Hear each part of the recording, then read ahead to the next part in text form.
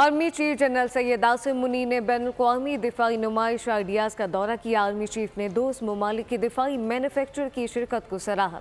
Army chief ने मुल्की और बैनुल-अक़वामी नुमाइश कुनंदगान के हथियारों और आलात का मुशाहिदा किया। आइडियाज 2024 कराची एक्सपो सेंटर में जारी। Army chief general Asim Munir का आइडियाज 2024 का दौरा।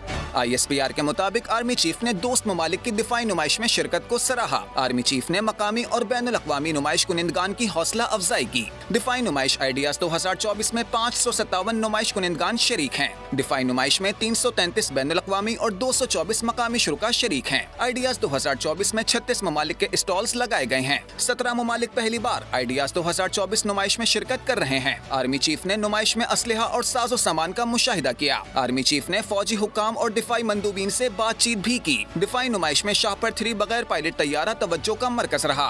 पाकिस्तानी साख्ता शाहपर 3 तैयारे का दिफाई नुमाइश में इफ्तिताह किया गया। शाहपर 3 तैयारा 35,000 फुट की बुलंदी पर 24 घंटे से जायद परवाज कर सकता है। Core commander Karachi lieutenant general Babar Iftikhar ने आर्मी चीफ का इस्तकबाल किया।